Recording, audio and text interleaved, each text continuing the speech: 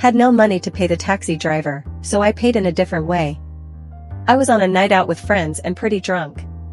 My friend got me a taxi and she was supposed to pay via the app but had accidentally selected pay by cash. And I didn't have any cash left.